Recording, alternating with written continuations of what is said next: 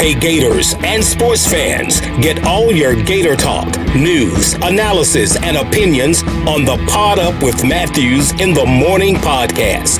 Find us on your favorite podcast platform or watch us on Facebook Live between 8 a.m. and 9 a.m. every weekday. Pod Up, because we are Gator fans. So say it's great to be a Florida Gator.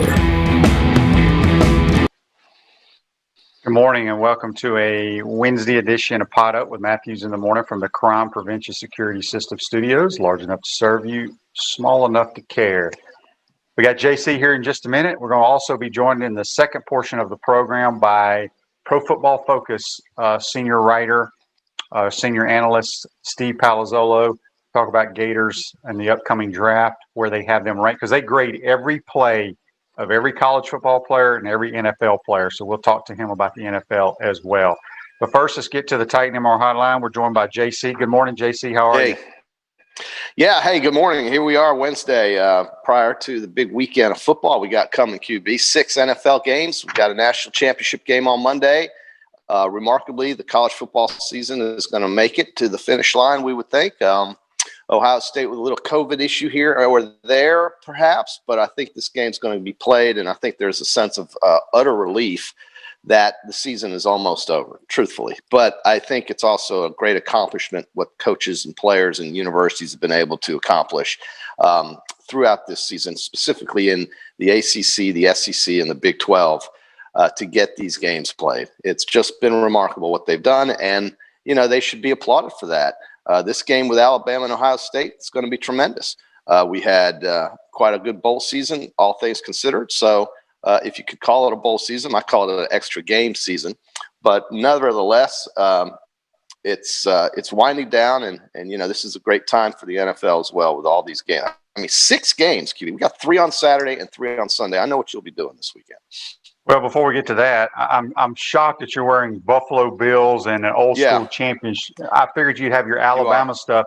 Alabama is like 3-0 SEC, JC, in basketball. They upset this past weekend the best team in the league, the 6th ranked Tennessee Volunteers, and then they hammered the Gators last night 86-71. I told you they're good, man.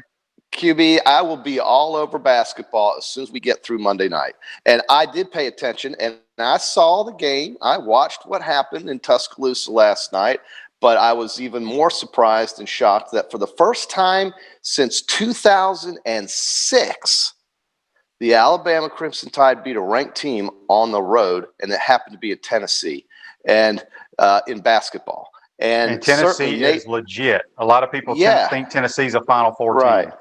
Right. So what had to happen for that to happen was a kid get hot from three-point land, and they got that done, and they were able to win that game, and it shocked me. It was a huge upset, and maybe Alabama has turned the corner in basketball to be at least competitive and make the tournament and be a better than 9 seed. So we'll see. I mean, it's early, but I did see it, but I'm going to be all about that. We've got a big football game coming Monday night for all this Alabama alum. Yeah, I mean, are you like preparing out in the backyard running sprints? I mean, what the hell do you have to do to get ready for this game? I have to get mentally ready. I have a very good friend from Tallahassee who's coming, and he's an Ohio State fan. You know who he is, and he's going to come on Monday, and we are blocking off the entire day. We will have lunch. We will have a short business meeting. We will then play as much golf as the sunlight will allow. Then we will commence to pre-gaming, and that's what I have to do with it. And then, of course, on Monday night, we will sit there and somehow not kill each other and watch the game together. So imagine what that's going to be like. And maybe you might even be able to come and watch it all. No, well, here's if I can't, here's what I do want to see. I have got to have photos of you two's wardrobe to post the next day on this show, because you two have the worst attire for game day than anybody in America. Well, I can promise you he's going to be wearing a, AJ Hawk or a he's going to have an Eddie George throwback jersey or an Archie Griffin jersey on. You can count on that. Yeah, but he's that guy that also wears the jersey. But then don't the Ohio State fans wear the overalls with the red and white overalls? Well, I've or seen they some of their wear fans do that. yeah, and they also have this big bead necklace with these Buckeyes surrounded. I mean, it's going to be outrageous. You've seen the guy, what he drives. You've seen his truck. You've seen his car. You've seen him, his golf bag. I mean, he makes me look lame comparable in comparison. So we'll see. We'll talk about him. Maybe we should even have him on the show Monday morning. Who knows? Here we go. Speaking of, we got a text here on the Titan MR text line. It comes from our good friend Ryan. It's a long text. I'm going to read it, though. He says, I'm wondering if JC's new favorite Saban is Kristen instead of Nick after she called BS on the Buckeyes, claiming a COVID issue and wanting to possibly reschedule. I appreciate her candor, but Nick might withhold her allowance this month. He also says, on the topic of a bowl game opt-outs, I say every player's scholarship is portioned out based on games played. And if a player chooses to sit out, non-medical reasons, then he has to pay back his respective university for games missed. Well, that's interesting. You should comment on that, QB. Well, I did a show the other day, and Coach Spurrier and I were talking about that because I was asking him, for example, let's not even talk about bowl games. Let's just use the Gators, for example, next year. Mm-hmm. Let's just say it's a regular season, 12-game season. Let's say for whatever reason, we're sitting at 4-4 after 8 games. Okay. And player X thinks he's going to be an NFL guy, and he just says, the hell with it. I'm done. I'm opting out the rest of the year. So I asked Coach Spurrier, I said, should they take his scholarship away? Because he's basically quitting for the final 4 games and bowl game. And he's like, he wasn't sure the legalities of all that kind of stuff, but I kind of agree with Ryan. Maybe it becomes like the NFL, where the NFL, see, what people don't understand about the NFL, they're paid 17 weeks out of the year. That's right. From the first game to the last game. After that, you're paid nothing. It's over. So if you get cut week 4, you don't get the rest of that money. You only get game checks, the games that you participate in suit up. So maybe they should start doing that in college football. Well, it's an interesting idea, Ryan, and it's out of the box thinking, which is good. We get that here on the show, don't we, QB? So absolutely. I mean, I think you can make a case for either one, to keep it or to prorate it like that. As for his other thing about Kristen Saban, the last thing Ohio State or Alabama needs to do is provide Ohio State with any other incentive other than what they already have. I don't think what Kristen Saban says is going to matter at all, but you don't need that kind of stuff right now. You just don't need to hear that publicly. And the way social media works, the very little things don't get out, right? So Ohio State showed us what they were all about last weekend, and everybody knows that about that team. That coach, Ryan Day, has done a great job. And I think, whether Justin Fields is healthy enough to play or not, that is going to be a fantastic game on Monday night. There's a lot of points that are going to be scored in this game, a lot of points. I think the total was in the mid-70s, upper 70s, but I really believe that. I think we're going to see a lot of up and downs, a lot of points scored if Fields is healthy. If he's not healthy, then Ohio State's in big trouble. Yeah. Let's talk about, before we dive into that game a little bit more and what's going on. Last night, the Heisman Trophy was given out. Were you surprised at all, JC? I was not. No, I mean, you talked about it. Did you think Devontae was going to win it? Well, after listening to you, I did, because I hadn't really heard much talk about Devontae outside of just a few things here and there. But you made the point about Devontae Smith here in the last, I think ever since the LSU game, you started bringing up Devontae Smith as a potential winner of this trophy. And what he did to LSU that night, I think, is what really got him started in terms of gaining support to win the trophy. When it comes to the 3 quarterbacks involved, you can make plus cases and negative cases. You can make pluses or minuses about all 3 of those guys, and you'd be right. You could vote for one of them. You could not vote for the other 2. And that's the problem. And I think what we had here was a guy come into play that kind of took some of the attention away from the 3 quarterbacks, Lawrence, Trask, and Jones. And that player was good enough for folks to just throw in the towel on the quarterbacks because of how hard that choice would be, and go with a guy who nobody would question. So he was the easy pick. And with the season he had and the career he had at Alabama, he and Najee Harris are seniors. And I think that really does matter when we get to this year, where when they play like that, it really shows their experience and maturity as college football players. And both of those guys were very instrumental in Alabama's success. But DeVonta Smith had a record-shattering year and career. So it's hard not to say why he wouldn't have gotten the award. But because of the three quarterbacks being so hard to pick, one or the other, I think he was the default option, and that's what a lot of voters went for. Does that make sense? Well, he's the best player in America, and I know a lot of Gator. It's surprising that Trask came in fourth. And the more people that I talked to, there were voters and analysts and whatever. Here's my reasoning why.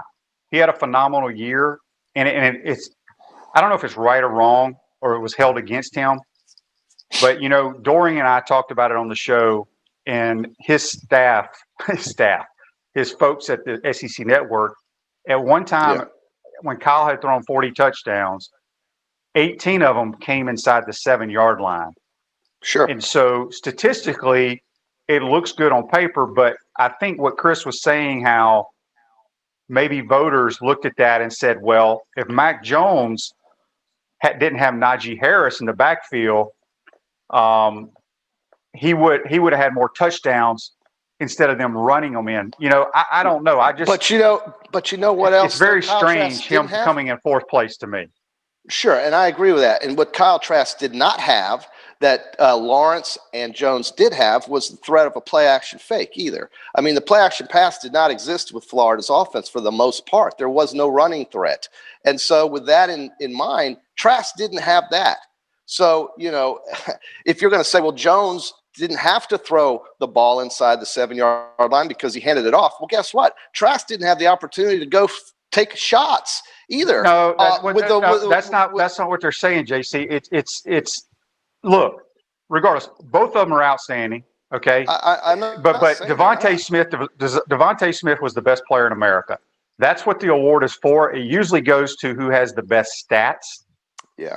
You can go through the Heisman Trophy winners of the past, and some of those dudes have zero business winning the award. Right, but I think because of how good these three quarterbacks were, it was too hard to separate one from the other, and DeVonta Smith gave voters a reason why they didn't have to, and he was the only wide receiver to win this award since Desmond Howard, dude. That's only three have ever won it.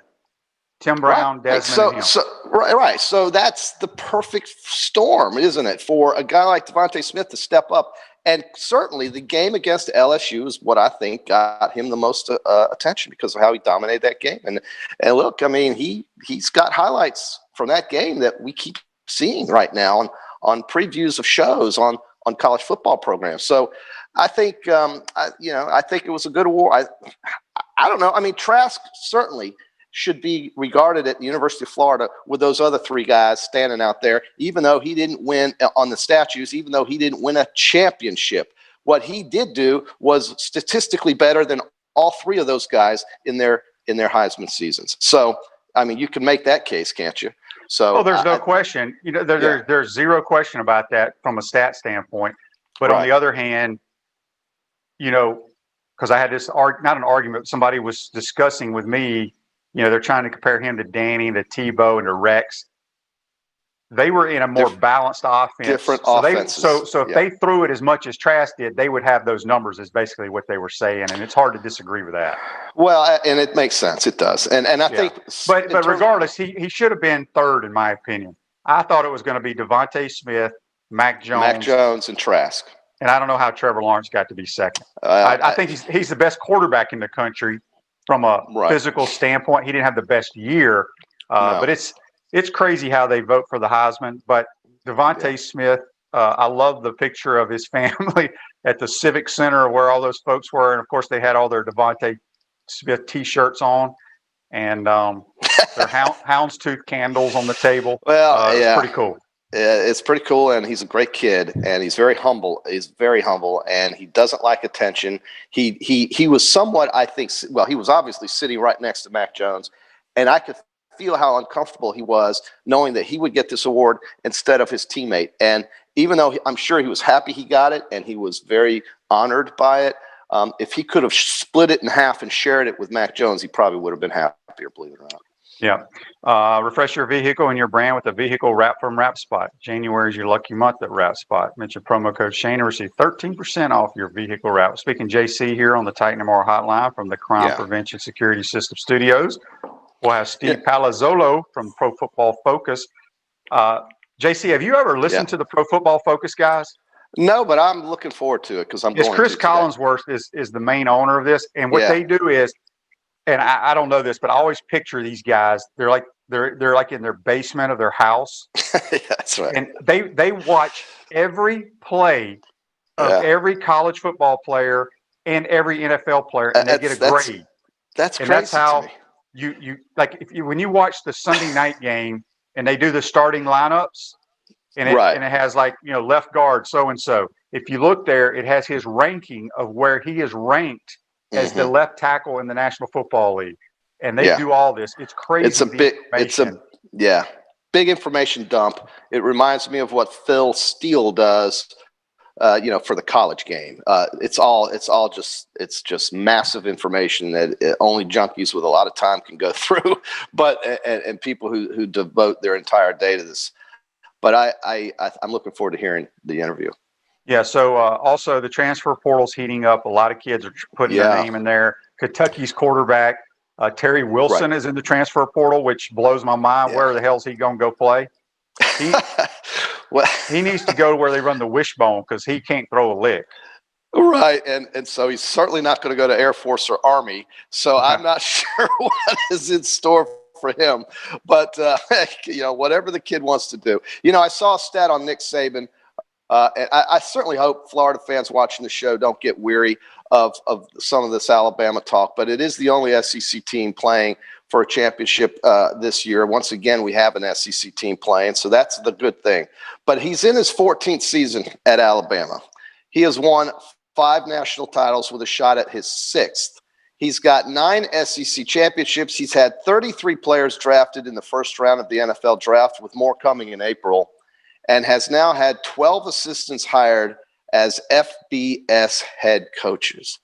And, there's been some discussion, well, why would he be talking to Adam Gase, or why would he be talking to Bill O'Brien when maybe a Kevin Sumlin's out there or somebody else? Look, it doesn't matter who he's talking to. He knows what he's doing, folks.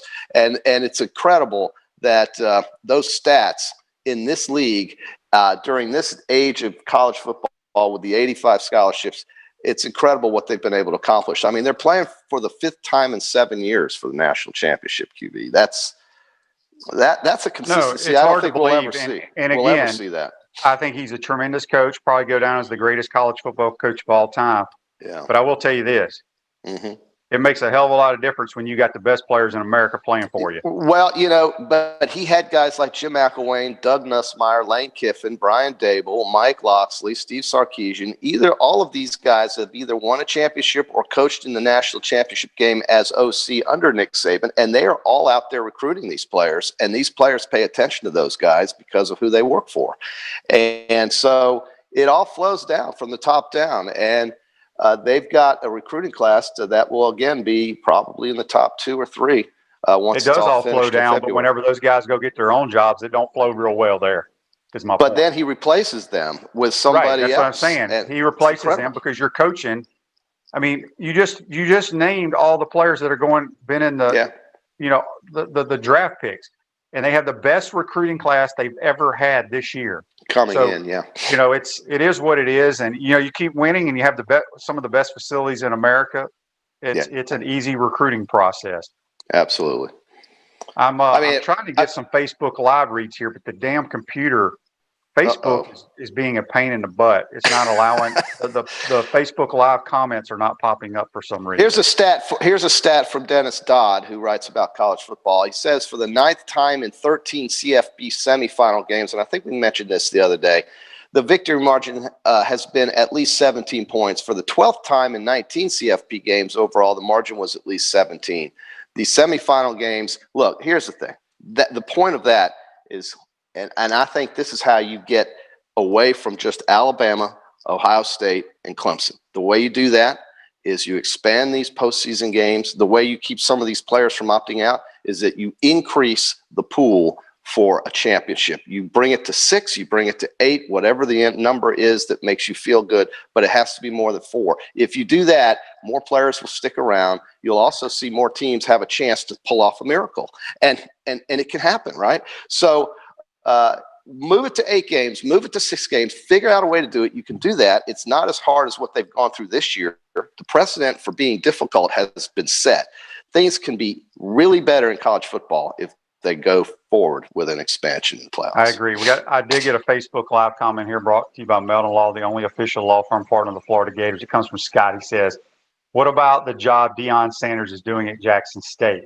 Okay, let me address this because the media or social media spin it like he's taking recruits from Georgia and Florida and stuff. That is not the case at all. There's a kid from Georgia that was committed to Georgia, a Florida guy, that the reason that those kids had to go and accept a scholarship or an offer from Deion at Jackson State were grades. They couldn't get into the institution. They couldn't get into school. And one of Florida's highest rated players, Trevante Rucker out of Vanguard High School in Ocala, phenomenal player, wide receiver, just signed, committed 2 days ago, I think, to Deion. He was one of Florida's guys, but he can't get for whatever reason his test scores. I don't know all the deals, but it's an academic issue. That's why they're going to the lower tier because you can get into those schools, and I hope those kids do well. But it's ridiculous how social media twisted about how Deion is taking players from Georgia and Florida and these other major universities. That is not the case at all. No, nobody not at all. In their right mind is going to go play at Valdosta State, Jackson State, Mercer, if they have an opportunity to go to one of the big boys. There's other underlying issues there. So I got that out there, and it is what it is. Okay, so JC, before we let you go here, you talked about we just got another text. Hang on. We'll talk a little NFL. I'm going to talk a lot of NFL with Steve for sure. But here's one. Here's a text from the Titan MR text line. It says, Shane, if Alabama didn't have the facilities they have now, would they be getting all the top recruits? Thanks, Daryl. I think here's why Alabama had so much tradition, but then they had that period of time when JC was in school, and then when JC got out of school, when y'all lost a bunch. You had the Mike DeBoses, the Mike Shulas of the world. Ray Perkins, Bill Curry. They hired Saban. He had a terrible first year, but Saban and the Alabama program or the management, whoever there, they decided we're going to make this place what it's supposed to be. And they built they were the first to build the facility. Alabama. Yeah, they were. And you know, and that's what started the whole process. Well, right. And you know, in his first year, he finished 500 with a bowl win over Colorado in his first year. He also lost a game to Louisiana Monroe. But that team, that first team he coached was a 500 team and not a team with a losing record, coming off a probationary period under these other guys, these guys before him, like Mike Shula, you mentioned. But Saban, the 2008 game where Florida and Tim Tebow won the SEC championship, which was the last time Florida beat Alabama. But in that 2008 game, that team that Florida played was unbeaten going into that game, and they weren't quite there yet. And then Greg McElroy showed up, and it started rolling from there. But you're right. I mean, it starts with the facilities. It has to start with impressing recruits, and recruits are the ones who really aren't thinking about what happened 2 decades earlier. They're the ones who are thinking about where am I going in the next 4 years or 3 years or however long, and what is this place going to do for me? And what Alabama was able to do and what other schools have been able to do is sell their brand and sell their facilities. Florida has not had that since Urban Meyer was here, because even though Urban was winning, he couldn't show them these things. Will Muschamp said over and over again, and we've talked about this ad nauseum, that, you know, when you're practicing in the O'Connell Center because it's raining outside and you've got guys literally walking across the street in football gear outdoors, it's stupid. And the prior administration didn't care because Florida sold itself. So, the Gators have some catching up to do, but they're on their way. Dan Mullen's going to stay here, I think, and he's going to coach this team, and he's going to get the Florida Gators, if anywhere, back to the SEC championship game, winning the championship first. That's the first thing that has to happen, I think, for Florida to start getting the kind of kids that they want to get. Yeah, so basically to answer Daryl's question, I can't answer that if kids would have gone to Alabama without. It's a combination of a winning program and great facilities. If you do that, the kids will come, and that's why in 2 years, when our deal is done, we will be back in the. We're already in the top 7 recruiting, but we'll be in the top 5 for sure. Right. And look at what Clemson did. That was not a winning program with a great tradition. In fact, they were getting hammered by South Carolina before they started winning under Dabo. But what they did was they invested for the resources that were required for Clemson to out-recruit other schools. And that's what they started to do. And it's not a hard formula, folks. It's really not. You just got to show these kids what you got. This Day in Sports is brought to you by Comfort Temp. Comfort is our business. Peace of mind is our promise. This month, get a free annual maintenance plan with every residential duct cleaning purchased, $199 value. The service department's open 24 hours a day, 7 days a week. This Day in Sports, JC, in 1994, ice skater Nancy Kerrigan is attacked by Tanya Harding's bodyguard. Wasn't it with like a lead pipe? It was. Some goons hid behind the curtain and whacked her across the knee so she couldn't skate in the Olympics. Yeah, I remember that. They traced it back to the evil Tanya Harding. And the rivalry between these two girls, that's Florida, Georgia kind of stuff, So or worse. But QB, I'm excited about the 6 games. And I guess we'll touch on that. Yeah, we're gonna touch on those Friday. We're gonna get a break here. We got Steve Palazzolo from Pro Football Focus going to talk a little Gator kids going into the draft and also the playoffs. So we'll talk to you on Friday, JC. All right, my man. At Center State Bank, we put business first. We are the largest community bank in the state of Florida. Understand that small businesses need a community business partner that they can rely on. Center State has 4 convenient Alachua County locations to serve you better. Center State Bank, member FDIC. Going to take our first time out of the pro when we come back. We'll be joined by Steve Palazzolo of Pro Football Focus. You're watching and listening to Pot Up with Matthews in the Morning from the Crime Prevention Security System Studios. We want to take this moment to thank all our sponsors who keep the show going and pay the bills. Our gridiron sponsors are Crime Prevention Security Systems, large enough to serve you, small enough to care. Titan MRI, Gainesville's only locally owned and operated MRI facility. Meldon Law, where you matter most. Peachland Dental, Gator Nation's first choice for dentistry in Port Charlotte. Comfort Temp, comfort is our business, peace of mind is our promise. G-Tech Sport, keep your athletes in the game with G-Tech Sport. Celebration Point Town Center, Center State Bank, Chris Doring Mortgage. Some of our touchdown sponsors are Campus USA Credit Union, Adams Ribs, Doreen Wiebe Realtor, Caldwell Banker MM Parish, Gator Dominoes, Celebrate Primary Care, Davis Gainesville Chevrolet, Miapa Latin Cafe, Rap Spot, Okido America, Gators Dockside, Style Cuts, Ironwood Golf Course, TB Financial, Meadowbrook Golf Course, Dar Shakow Insurance. If you are interested in promoting your business on the show, you can visit our website, potupwithshane.com, and click the advertise button or call Freddie at 352-284-3733. Again, thank you for all the great businesses that support the show. Please remember, if you like what we are doing here, thank our sponsors and support the businesses that support us. Welcome back to a Wednesday edition of Pot Up with Matthews in the Morning from the Crime Prevention Security System Studios. We're now going to go back to the Titan MR hotline, and we're going to be joined by Steve Palazzolo, Senior Advisor there at Pro Football Focus. Good morning, Steve. How are you? Doing great. Thanks for having me back. Yes, sir. All right. So let's first of all, I want to get your thoughts on the Heisman Trophy. Devontae Smith wins it. Is that who you would have voted for? Yeah, we had a lot of debate over at PFF over that. I think it was the right move. He was absolutely incredible. It was the best wide receiver season we had ever graded since we started in 2014.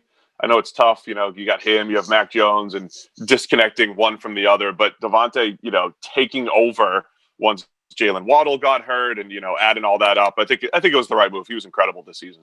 When you look at him, and we're going to get to the Gators here in just a second, but when you look at Devontae Smith, I know some people I've talked to are a little concerned playing at the next level because he's pretty frail. I mean, I bet he doesn't weigh 170, 175 pounds, but I mean, he still played in the SEC. He knows how to protect himself. Do you see that being an issue at the next level?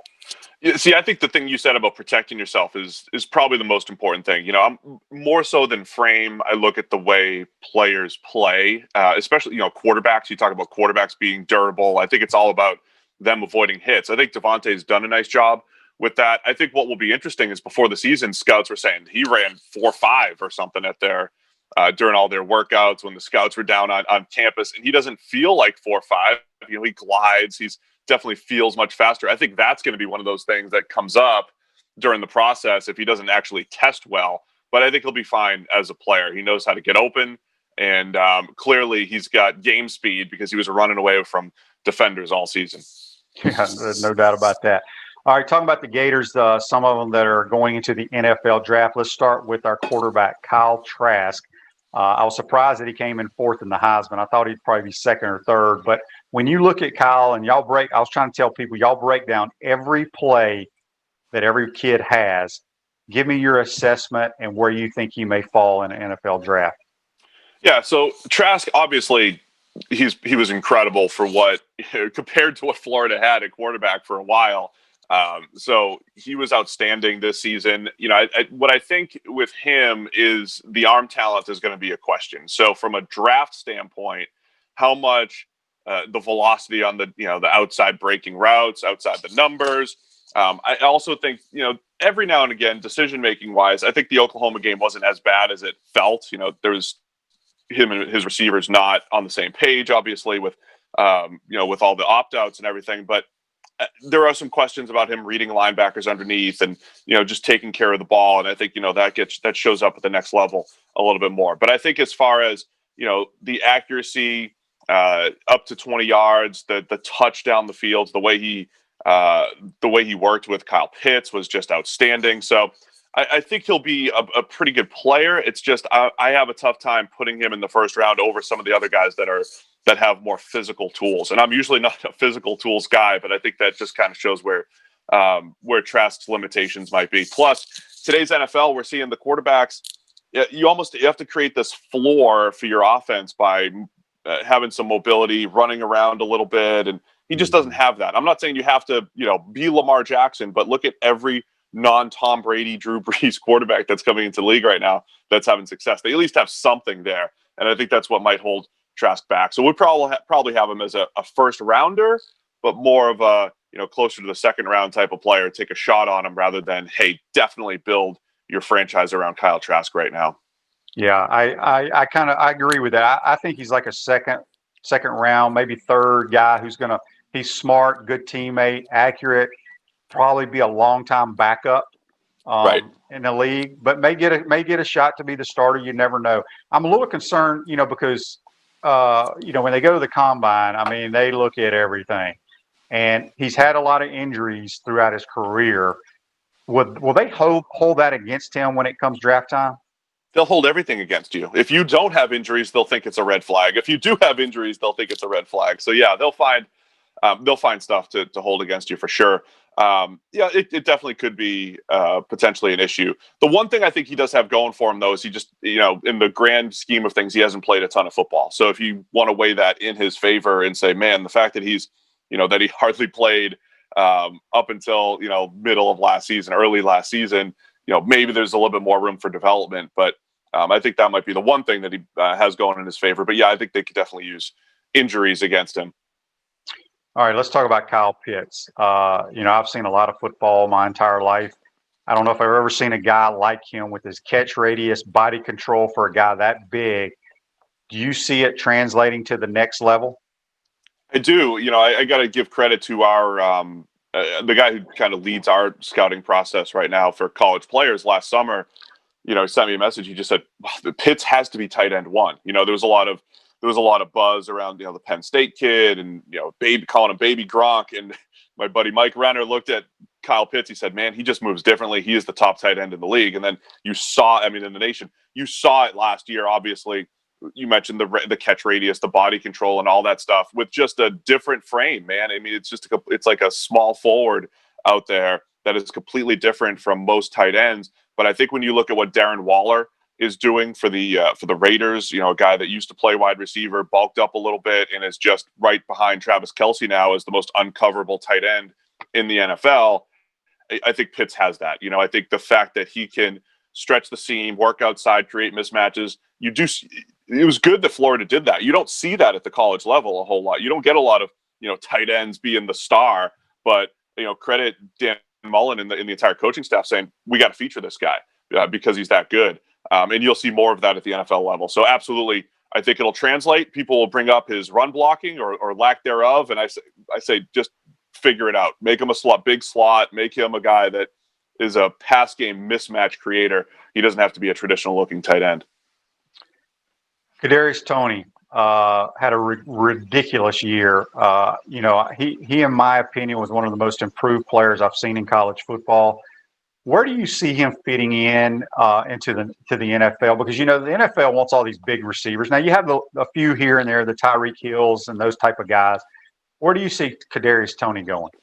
Yeah, so the thing about receiver that I think is really interesting is, yeah, I'm a big believer in you need 3 or 4 good ones, you know, to win in today's NFL. Look what the Buffalo Bills have done with Josh Allen. They surrounded him with different skills at receiver. They've got slot receivers who are shifty and get open. They got a Stephon Diggs who's a really good route runner. You know, Toney that's what he brings to the table is he's probably a slot receiver. You get him in a two-way go, and he's absolutely deadly with his footwork, his route running. I think he'll continue to just have a better feel for the game because, you know, talk about Trask being young at the position. Toney's somewhat young at the position as well. I just think it's great that we saw him in more of a feature role this season. After 3 years watching him, every time he came onto the field, it felt like, hey, wait, this guy's the most dynamic player on the field, and it's just a little bit here and a little bit there. And then he goes out and, you know, has almost 1,000 yards and forced 20 missed tackles after the catch. I mean, that's going to be his game. Yards after the catch, working out of the slot, but also he could be a vertical threat as well. And I think you want today's slot receivers aren't just Wes Welker, you know, catching 3-yard passes all the time. They also have to stretch the seam, run the slot fade. So I think he can do the whole thing, run the whole route tree from the slot and be an absolute weapon at the next level. Trey Grimes, big target, looks the NFL part. Where do you see him slotted? Do you think he gets drafted mid-round, middle tier? My initial take is middle rounds. And, you know, I think when you look at his highlight reel, a lot of it's, you know, at the catch point, right? It's really good contested catches, which is great. I mean, it's a skill that you need to have. But I think the difference between, say, a Grimes and a Toney is like, if you put Toney one-on-one, you feel like he's going to get open, right? With Grimes, you don't, you know, because of the 6'4" frame, he's not as smooth of a route runner. But man, he had some of those. Remind me a little bit of Brian Edwards from South Carolina. Just some great plays at the catch point. Edwards went in the 3rd round. Grimes might go 3rd, 4th round, and get an opportunity there as a big-bodied receiver. Where again, in the NFL level, you want all of those types of guys. You want a shifty slot. You want a speed receiver. You also want that big frame. And I think Grimes showed that he could use it. It wasn't just a 6'4" guy this year. He actually made a ton of plays, and I think that will certainly help his draft stock as well. Evan McPherson, our kicker, declared, I think yesterday or 2 days ago. I was a little surprised that he's turning pro. I think he's a really good kicker, but it's so weird in the NFL because we've had kickers come out of the University of Florida that I thought were going to kick for 10 years, and, you know, they only last 2 years. Yeah. I don't know if y'all grade kickers, but where do you see Evan McPherson going in this draft? We do grade kickers, but I think what we've determined, you know, what we grade is, you know, how well they kicked. You know, and obviously he was really good. You know, 450 plus, and, you know, excellent PFF grades because we just, you know, give you more credit for longer field goals and good kickoffs. But what we've essentially found is that predicting kicking, you know, say hello to the Bucs, is almost impossible right now, and it feels like it's gotten worse since they moved the extra point back. So the only kicker who's been consistent over the last 8 or 10 years is Justin Tucker from the Ravens. It's unbelievable because you have guys who are incredible and then they miss 4 in a row. So, you know, I wish him the best. I hope he finds a spot, but predicting it or me trying to predict it, I can't do it because trying to predict kickers is, I think, fool's gold from what we've seen. The Gators on the defense side of the ball, they struggled this year. I'm not sure we have anybody that's going to be drafted from the defensive side of the football. What are your thoughts on that? Yeah, it just wasn't great. I know, you've got Marco Wilson, who, might get some looks. And we talked about him, I think, the last time on here, too. It's like, had some lulls, has an NFL skill set. But that is the one thing when Will Muschamp was here and, just before Dan Mullen got here, there was always a guy on the defensive line, right? There was always a dude on the edge or on the interior, or two or three. And you certainly see that lacking as far as just the ability to win up front along the defensive line. So just by PFF grades, 0 to 100 scale, we don't have any Gators grading above 80. You want to have at least a few guys in the 80s, few guys up in the 90s. They have nobody. So I think what we saw on the field kind of backs that up, right? It's they weren't great this year. Questions at every level of the field, and I think that'll probably show up on draft day as well. I don't know where Marco Wilson ended up with pretty poor grades from us this year as well. And again, I think he's got NFL talent and skills, but we'll see how much the production gets weighed. I assume he'll come off the board at some point, though. Yeah, I'm glad my eyes didn't lie, because I said before the season I thought we were going to struggle defensively, especially our front seven. It's not SEC caliber. We just got a Facebook Live brought to you by Meldon Law. It came from Dan. He wants to know, Steve, why are there so many busts at the QB position in the NFL? Yeah, it's a great question. I mean, it's the hardest position in sports. I mean, you've done it, Shane. So I used to be a pitcher, right? And as a pitcher, I used to say, man, why can't my control be better? The plate never moves, and I throw like 3 pitches, right? Nothing changes. But football, there's so many moving parts, right? You have to be a pitcher, but throw with touch and accuracy around 300-pound defensive linemen. So predicting how people are going to handle that situation is just so difficult. Plus, the mental aspect of it. You are the biggest leader on your team as well, and you don't always see that on the field, right? And you just in some people, like a Patrick Mahomes, Patrick Mahomes goes and he just takes all of his weaknesses from his scouting reports coming out of Texas Tech and turns them into strengths or negates them because of how he worked in the situation that he went into. And then other people, their weaknesses are there forever. So predicting who can do that is a big challenge. I'll also say, as an NFL team, you have to take quarterbacks in the first round, because if you hit, it is franchise changing. Once you hit on Patrick Mahomes, changes the franchise. Once you hit on Deshaun Watson, technically it should change the franchise, even though the Texans won 4 games. But if you miss, you just have to take those chances, and there's a lot of misses in there as well. But you have to be aggressive, because the quarterback's the most important position. So difficult, and also they get elevated just because it's so important as a position. At Chris Doring Mortgage, they do mortgage lending right, helping home buyers throughout Gainesville and North Central Florida. Call Chris Doring Mortgage today, 352-244-0840. We're speaking with Steve Palazzolo from Pro Football Focus. You can follow him on Twitter at PFF_Steve. Just a few more questions for you. The NFL coaching vacancies right now, there's a lot of talk, obviously, one current, one former UF coach. Do you think Urban Meyer will be the next coach of the Jacksonville Jaguars?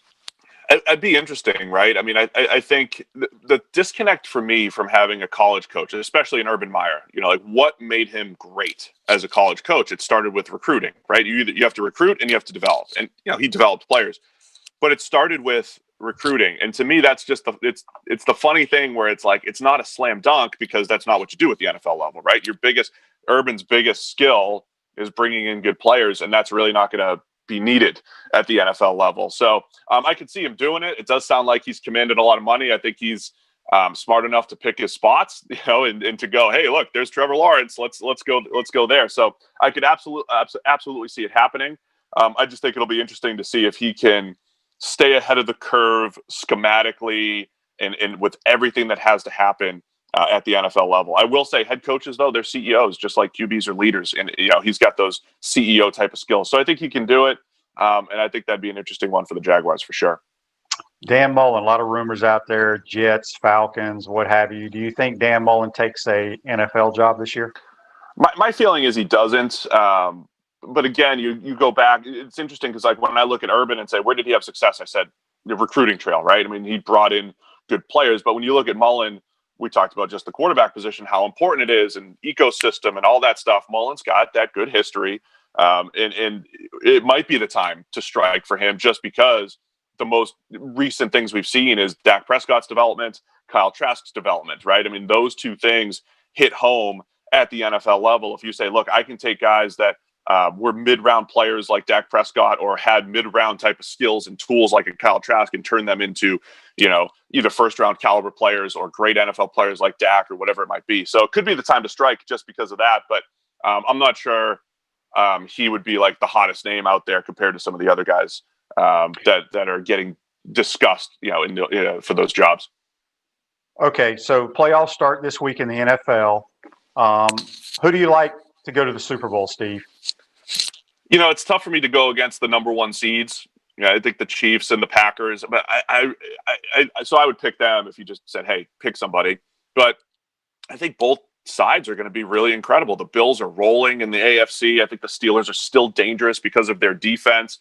And then you have a team like the Ravens that looks like the 14-2 Ravens from last year, the way they're running the ball and playing defense, and Lamar playing efficiently. So I think it's going to be incredible in both conferences. The NFC, I could see the Bucs going on a run. Let's see if it's, is it playoff Tom Brady?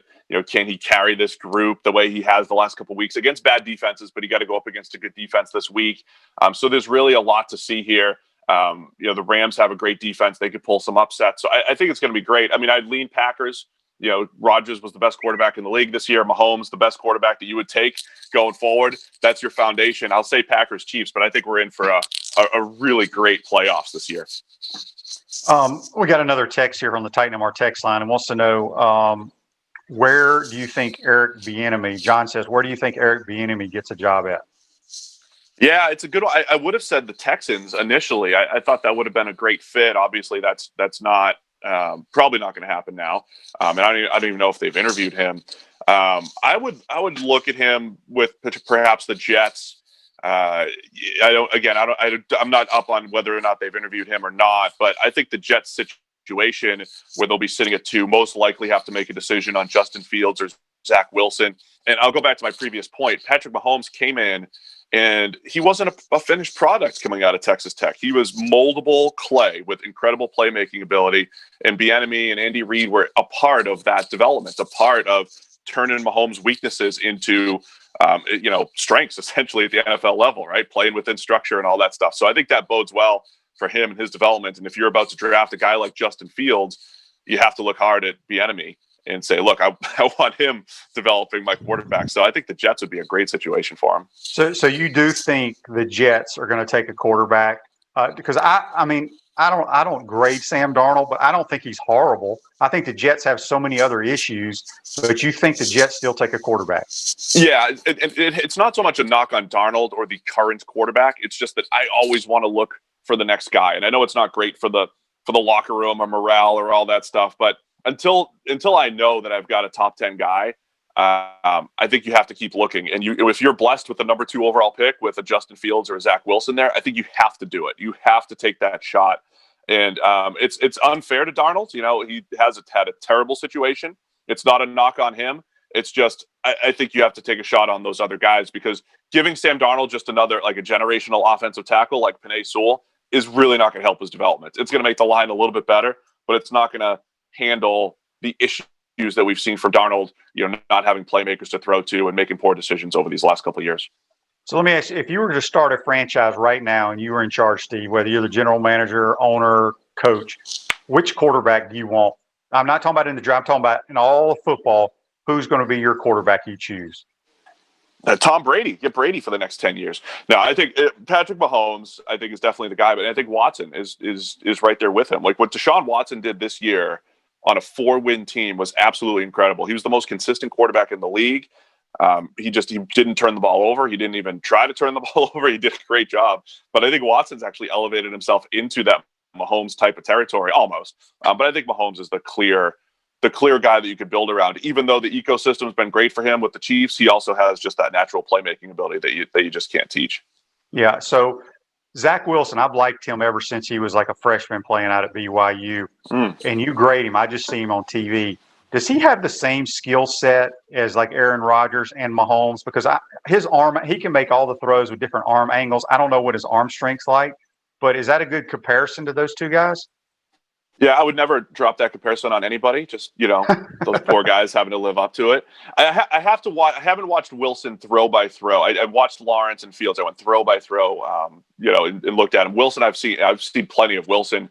I'm the same as you. I loved him as a freshman. I thought he was great, and then he played banged up a little bit. Like, he never really emerged, and this year he was great. But I think you do see some of those off-platform just feel plays. More of them actually than Justin Fields. I don't think Fields has a great outside the pocket, just playmaking ability. I think Wilson has a little bit of that. So, yeah, I mean, if you're going to say, hey, there's some elements of Rodgers and these guys, yeah, absolutely. There's stuff like that in Wilson's game. So he'll be interesting because, yeah, he does have, I think, really good arm talent. And for whatever reason in the NFL these days, those are the guys that have developed, the Josh Allens and Justin Herberts of the world, of course, Mahomes, the guys that have a little bit more zip and a little bit more, hey, I'm just going to get the ball there no matter what is happening around me. And I think that separated those guys from, say, the Sam Darnold. I thought Darnold had a little bit of that coming out, but Josh Rosen didn't have that. Dwayne Haskins didn't have that. And I think those guys are being left behind if they don't have some of just that natural feel and playmaking ability that I do think Zach Wilson does possess. Last question for you. Is Trevor Lawrence the most NFL ready player you've ever seen at the quarterback position? Because, I know people talk about Andrew Luck and Peyton, but to me, he looks more athletic and maybe a little bit better than those guys. Yeah, I mean, if you talk NFL ready, I mean, I don't think anybody was more ready than Peyton Manning. I don't care how many interceptions he threw as a rookie in 1998. He still looked like, all right, this dude's good. He's going to get it. I thought Andrew Luck was NFL ready, so to speak, coming out of a Stanford system where he had a lot of responsibility. As far as skill set and talents, though, Lawrence is up there for sure. I mean, he can do it all. The way I've described Lawrence is you have to defend every inch of the field when you are playing him. And even though his skill set's different from, say, a Peyton had that feel, right? Like, if you are playing one route, he's got the answer for it. Peyton always had an answer for whatever coverage you had or whatever it might be, because he had all the throws and he could drop a deep fade in. He could go throw a bullet over the middle, whatever it might have been. Lawrence has that. And he's got a good feel for throwing the back shoulder and just creating chunk plays with his arm, his accuracy. And he doesn't turn the ball over a lot. Like, he doesn't make bad decisions. He's not misreading linebackers and just making bad decisions out there. And he didn't do it as a true freshman either, Lawrence. I mean, he stepped in and was a good decision maker at the college level for 3 straight years. So, yeah, I think Lawrence is as good as it gets. It's unfortunate that he went out with a poor game the way he did against Ohio State. You kind of lose, recency bias. People are going to hold it against him. But, yeah, he'll be the number 1 pick for the Jags, and I think he's going to be great. Yeah, great stuff, Steve. Let everybody know how they can check y'all out at PFF. Yeah, I'm on the PFF NFL podcast twice a week, and then the PFF NFL Daily. That's our new podcast, about 10 minutes, quick hitting, talking on some NFL topics. And then PFF.com, we have all of our draft coverage, college football coverage, all of our great stuff over at PFF.com, NFL, college, and the draft. Awesome. Appreciate it, buddy. Happy New Year. We'll talk to you soon. Happy New Year to you. Thanks, Shane. Appreciate it. Yep, Steve Palazzolo from Pro Football Focus. Going to take our final timeout. We'll be right back. We want to take this moment to thank all our sponsors who keep the show going and pay the bills. Our gridiron sponsors are Crime Prevention Security Systems, large enough to serve you, small enough to care. Titan MRI, Gainesville's only locally owned and operated MRI facility. Meldon Law, where you matter most.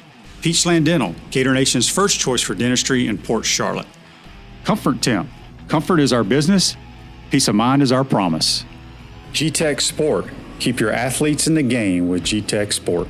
Celebration Point Town Center, Center State Bank, Chris Doring Mortgage. Some of our touchdown sponsors are Big Mills Cheesesteaks, MB Listing, Cornerstone Financial, McDonald's Gainesville, My IT Masters, Gainesville Neon and Signs, 84 Lumber, Tropical Smoothie, Chick-fil-A on Archer Road, Aver and Smith Personal Injury Attorneys, Orange Theory Fitness, and Dowling Signs. If you are interested in promoting your business on the show, you can visit our website, potupwithshane.com, and click the advertise button or call Freddie at 352-284-3733.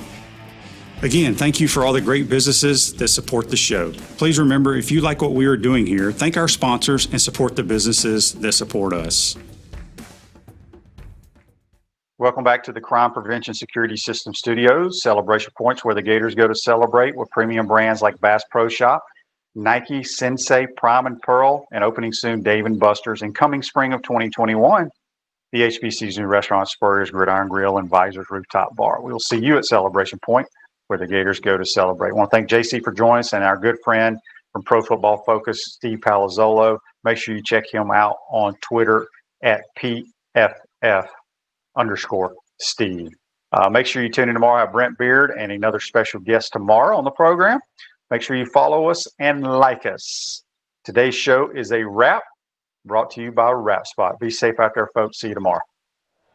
Trying to get the fans fired up. 2nd down and 10. Matthews rolling to his right, in trouble. Can't find anyone. Now he throws it for Harrison Houston, who makes the catch. He's in the open field. Harrison to the 20. They're not going to catch him. Touchdown, Gators!